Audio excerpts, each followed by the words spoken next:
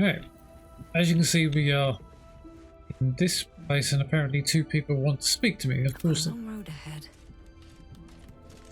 I'm not going to talk to them because I don't want to progress any of the stories. Camp companions, hey! Here we go. This is a new feature that wasn't there before. They only added this in today. Camp companions. ShadowHeart. We'll look at that in a minute. Her character.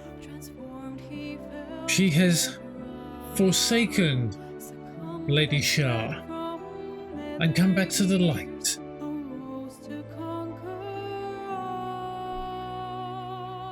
We should listen to the music in the background as we're talking. Actually, we're going to listen to this first run.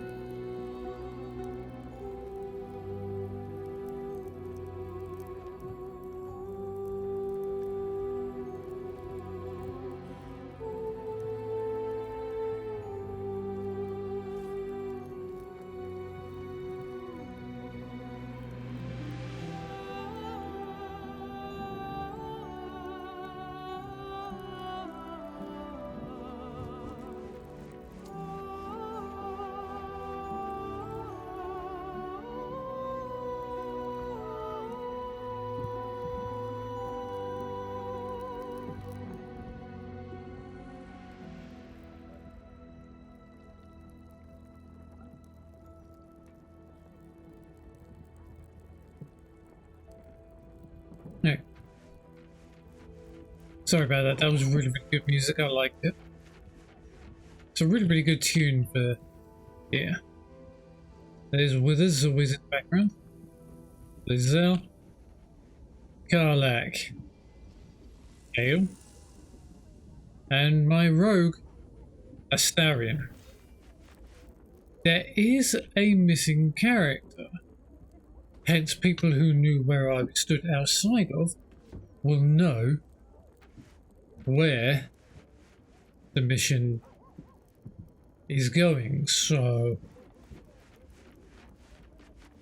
the part that I'm at right now is I'm trying to get someone back.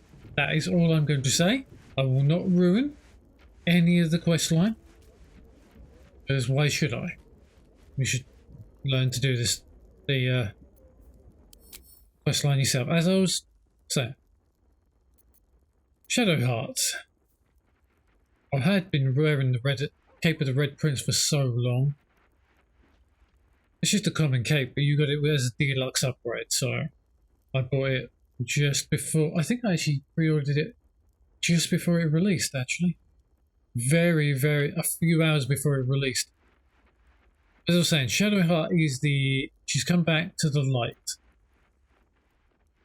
And to be honest, she looks really, really good. She is wearing Minthara's clothing. Adie's clothes. As you can tell, I'm going down the route of the light. We cannot let the absolute win. Oh. Whilst you're in this menu, you cannot click show helmet. Oh, okay. So we've got the Circlet of Mental Anguish. Psychic Leech. When an enemy fails a charisma intelligence or wisdom saving throw against one of your spells or cantrips, you gain 1 to 4 hit points. Simple. Cloak of Elemental Absorption. Absorb elemental damage once per short rest. Take half damage from the next element on attack targeting you and deal an additional 1d6 of that element type on your next attack. So,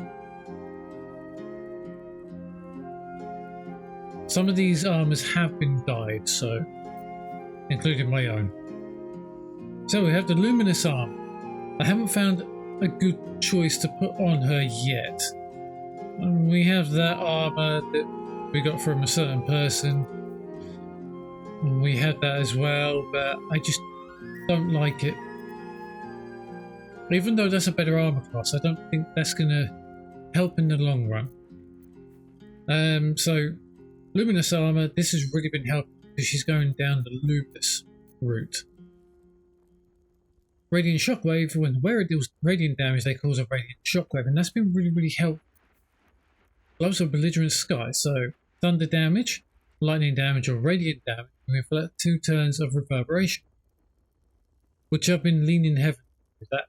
When she hits with that, they reverberate and they back off for a little while, which is really good. Speedy Light Feet. When the wearer dash, these are the boots I was wearing for a little while.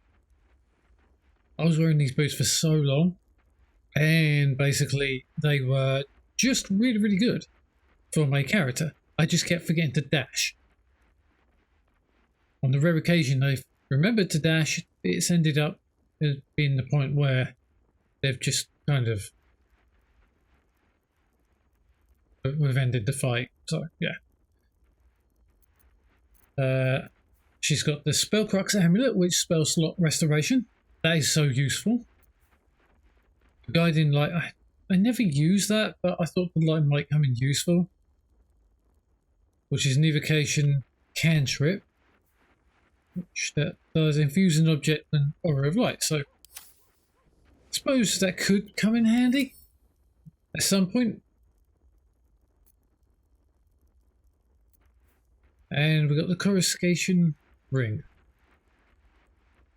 Arcana Radiance, when the wearer deals spell damage when illuminated with a light source, they also inflict Radiating Orb upon the target for 2 turns. So, she deals spell damage, puts a Radiating Orb upon them. And the Radiating Orb does -1 to attack rolls for each remaining turn. So that's pretty good. So, who's next on the list?